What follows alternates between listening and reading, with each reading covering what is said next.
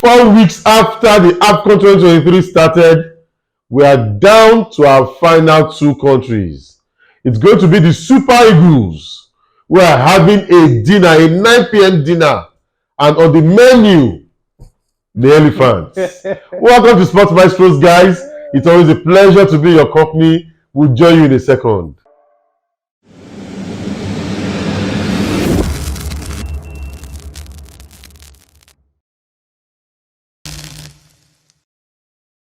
Welcome, guys. It's always a pleasure to be in your company. You know, we started this journey about 4 weeks ago. Awesome. It had been, I think, 52 matches or so far.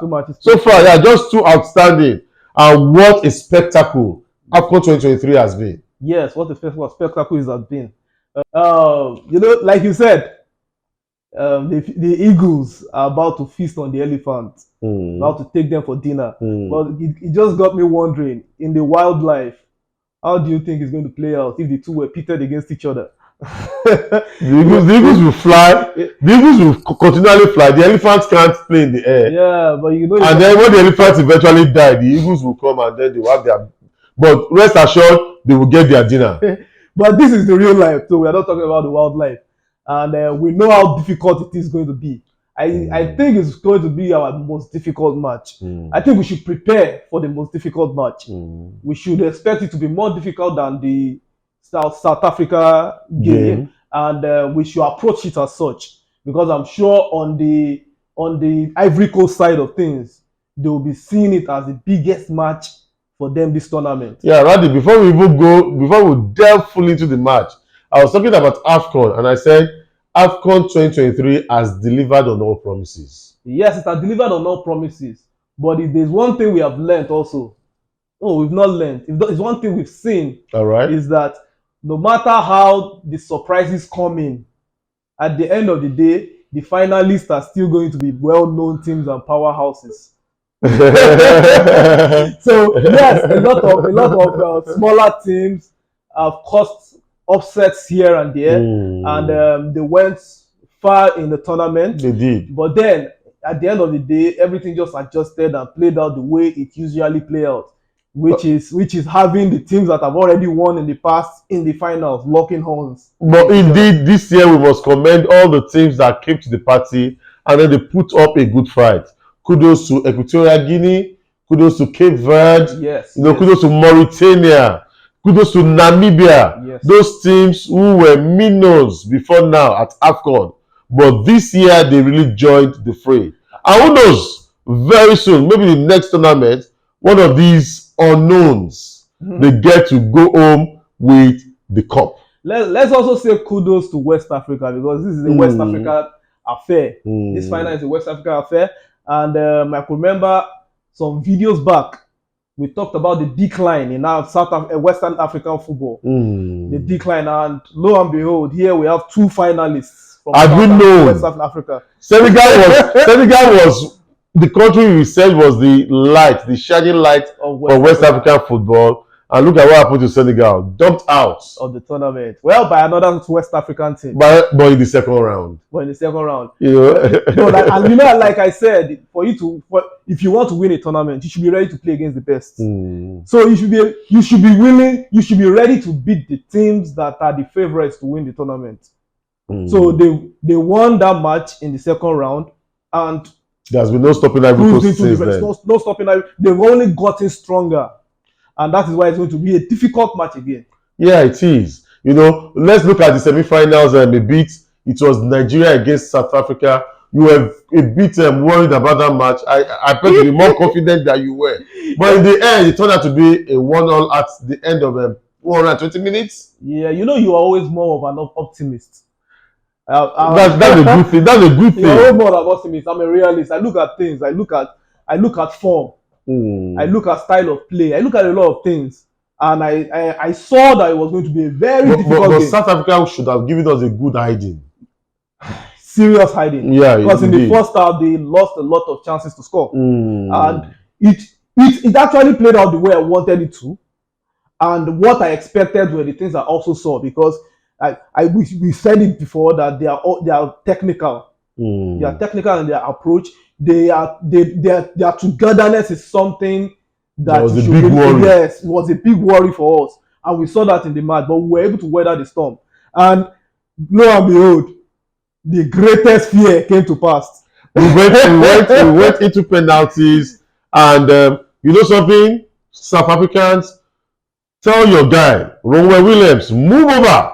There's a Stanley Nwabali. Yes, from the same league. Same league, you know. I could almost hear Nwabali saying, "I told you" to Percy Tau. You know, and you know, it was he had an awesome Afcon, but the penalties for me was his glorious moment. Yes, it was the icing on the cake for him, and I'm sure that was a moment in his career that he will never forget. Yeah. And you know, if you ask me, because I believe that it's our cup already, every victorious Super Eagles team, especially in the last two victories, yeah, they've always had some homegrown quality about them. This particular year, it's Stanley Nwabali. If you remember very correctly, Stevie Keshi's 2013 Afcon winning team, it was Gordon Obobwana and Sunday Uba. Perhaps it's not all gloom and doom. No, but for the APFL or for even African football in general. We'll say Nwabali is African based. That's what I'm saying. Well, but he's still homegrown. And then if I remember very well, I think in 1994 too, there was a certain Unduka Ogbade that was in that team. He should be the only player or so that applied his trade in Nigeria. Regardless, all we want is for Super Eagles to bring the trophy home. And hopefully they will end up doing us proud. So we played against South Africa. We got the job done somewhat. But when Ivory Coast played against Congo DR, it wasn't so much of a difference until that Sebastian Alago came in. Yeah, but to me it was still more of a comfortable victory. Okay. It was still more of a comfortable victory. The goal was scored early towards the middle of the second half. Yes. And let's not say middle. Let's just say towards in the beginning of the second half, because of the number of minutes they do add to all these games after 90 minutes. All right. So DR Congo had a lot of time to equalize and get back to the game, but they couldn't get back into the game. So it was a well-deserved victory for Ivory Coast. All right. And so, you know, DR Congo, my team of the tournament so far, apart from my tournament picks, they did themselves well. Yeah, they did. Yeah, they covered themselves in glory, and I think they can, whatever the outcome of the classification match, they can leave the tournament proud. Yes. And it's maybe a team for the next one or two Afcons. Hopeful that they progress further in subsequent editions. But to all of you guys, Bakambu, Wisa, Masuaku, every one of you, Kaluka, Kakuta, Guy Kakuta, every one of you, you have done very well. Kudos. We are proud of you. Wale is very, very proud of you.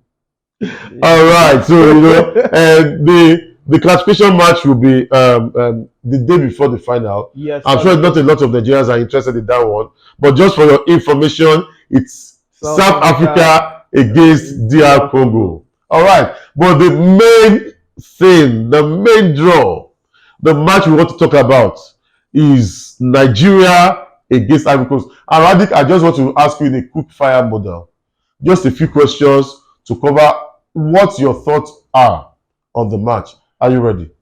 Yes. All right. So for Ivory Coast now, what match would you say has been their best at this Afcon? Their best would be the match against Mali. Why? Why do you pick that match? That was because of the character they showed, despite the fact that they were a man down for most of the game. All right. Like I said, more than 85 minutes. They were still able to get back into the game, not only equalized, and they won the game. Right. At some point, it looked like they had the complete team on the pitch. All right, well, that's fine. It's quick fire. Okay, who has been their best player so far? Their best player so far, I would say, Kessie. He has always put his all. Though to me, I feel aside from this his game on the pitch, you should also talk about his leadership quality in the squad also. Okay. He kept on pushing. Even I remember in the match where they had a red card, it did not even phase him. He kept on motivating the teammates, and you could see that it had so much impact on those players on the pitch. And then you look at Kessie, you also look at Sergio Aurier, even Max Gradel. Yeah. It's just that the senior members of this team, they have come to the party. Yes, all right, fine. So what is their biggest strength? Their biggest strength, I would say, is the fact that they have the whole country behind them. Yeah, the 12th man. Yes, and I'll continue to say it cannot be overflogged. They've bounced back from their disappointment, and this time they are not ready to let any team take it from them. They when you've gone down, you've hit bottom. There's only one place to go, and that is up. And they've been moving up. Wow! And it's going to be difficult to see. What the way they have been flying. Yes, they've been flying. Is there any weak point about this team? At this point, I don't see any weak point actually. It's difficult too. The weak point was at the beginning, where they thought because they were the hosts and because they had a few players that were good enough to play in this tournament, and they thought things could go their way. But they didn't know that other teams also came to the party with their own technicalities also. Now that they've seen it, they know that they know better not to take anything lightly. All right, so let's move over to Nigeria. What would be our biggest match at this Afcon so far? Our biggest match in this Afcon so far, which we performed best, will be Cameroon. Okay, the quarterfinal against Cameroon. The quarterfinal against Cameroon, everything just clicked. Second round against Cameroon. The second round was Angola. The second round against Cameroon, everything just clicked. It was as if they stuck to the plan. They got the job done, and the win was almost effortless because there was never a time in the match where we felt so much pressure. Nigeria Starman obviously is our number one player, the best player in Africa, and we are talking about Wales. That Victor Osimhen, abeg score. So Victor is our star man, even though he's not really getting the goals. The only goal he got was the first match, and he has been so unfortunate to see many of all the goals. I've never seen any player in a single tournament have as many disallowed goals. Which some of them were not even his fault, but that's just how it goes. Hopefully, Victor Osimhen, I've been praying for that hat-trick for you. I do pray that one more time you get it at the final match. The beautiful thing is that when he's not scoring, he's creating chances. You can't wish away his overall contribution to the team. You see assists, you see penalties being won for the team.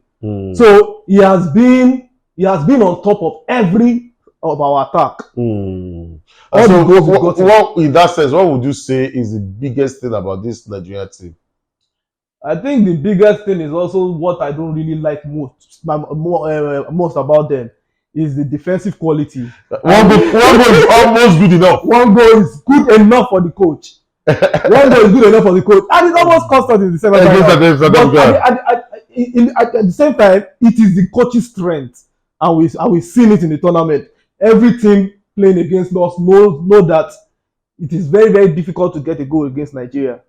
And the moment you allow Nigeria score, it's going to be difficult for you to score back. Our weakest point? Our weakest point will just be the same thing, that we only score a goal. I would have put our midfield as the weakest point. I think Onyeka is doing a fantastic job. Defensive midfield. Yes. There's no creativity still in this team. Honestly, I don't know why Iwobi has not come to this tournament. I've not seen Iwobi. Iwobi has not been the creative player. At Arsenal, at Everton, even at Fulham, it's difficult. The only connection Iwobi has with creativity is because he's related to Osino Kocha. If you take that out, let him just continue to play football the way he does. The guy has good dribbling skills and he has good passes. Spare me, please. He has good passes. He has good short passes. Spare me, please. Spare me. Just let's move on, Radic. Let's move on. Okay, no problem. So what no disrespect, but sincerely, no disrespect to Iwobi. It's just that I don't like anybody casting you in the shadows of JJ Okocha. That is one hell of a player. But the truth is, And you are not that kind of player. You are a fantastic player in your mode. Thank you. But the truth is, this guy has decided to set up his team in a way where you have more strikers, more forwards, and less creative midfielders. So if you look at the whole team, I'm talking about the whole squad, you see about 6 forwards, which itself is kind of surprising because you have Iheanacho on the bench. On the bench. You have Terry Murphy on the Terry bench. Murphy has played just about 10 minutes. Yes, you have Onoa on the bench. Onoachu on the bench. You have many of them. Yes. Chukwueze. You have Chukwueze. You have Moses Simon. These are forwards. So that is why you don't really see creativity in the middle of the pack. All right. So what finally will be? How do you think the game will progress? Hopefully, it will end a 1-0 win. 1-0 win in favor of Nigeria, like it has always been going. Well, we won. Now, quick one. We won 1-0 at the group stages. You know, so it was 2-1 in 2013 in the quarterfinal, and if I remember before then, the semi-final was 4-1 against Mali. No. I'm saying Nigeria, Ivory Coast now. Yes, after the last 2 or 3 times we've played. In the Afcon. So 1-1 at the group stages. This 2023 Afcon. In 2013 it was 2-1 in the quarterfinal, and then I think it was in the semi-final of 1994. It was 2-2, and then it went to penalties. Yes. So Nigeria has triumphed in the last 3 editions, in the last 3 meetings at Afcon. Hopefully we continue with that streak. We get a 4th time lucky. And if you are going to win the game by 1 goal, I want that goal to come towards the end of the match so that we don't give ourselves unnecessary pressure. For me, I'm not praying or looking forward to a 1-0 win. I've always wanted Victor Osimhen to get his hat-trick in this tournament. And why not? Let him do it in the final. Has any player done a hat-trick in the final before? Emole is living in the world of fantasy. We are those script writers. The thing about major tournaments is that when it gets to the finals, teams are more pragmatic. So no matter, you will see teams that have won 4-0, 3-0 on their way to the finals, but when they get to the finals, they decide to stick to a more pragmatic approach. A certain Kylian Mbappe got a hat-trick at the last World Cup final. Well, so Mbappe did it. Osimhen, you can too. This is Africa. Yes, you can. How many? Look at the past tournaments, the past editions. What were the final scores in the finals? So Victor Osimhen, there's one cynic that you need to prove wrong. So I am begging. All we are saying, just go there and do the hat-trick. If you surprise me, I'll be happy to be surprised though. Thank you so much, guys. You make it so much fun for us presenting this. It's always a joy to come on set and put up content together for your viewing pleasure. But that joy is not complete until you become a part of the Sport Maestros TV community. Each time we extend this invitation to you to click this subscribe button, to click the notification bell, to like our videos, and to leave your comments on how Sport Maestros TV can get better. Like this one, tell us, what's your prediction for the Afcon 2023 final match between the Nigeria Super Eagles and the Elephants of Cote d'Ivoire? If you get it right, perhaps a Man City t-shirt can be in the mail to you. And if you get it right, when we said if you get it right, we are talking about the correct score. Am I right? Yes, the correct score. We are talking about the correct score. So if you can get the correct score, you are sure to get a Man City jersey. All right, and so we'll be drawing the curtains, and hopefully we come back to review.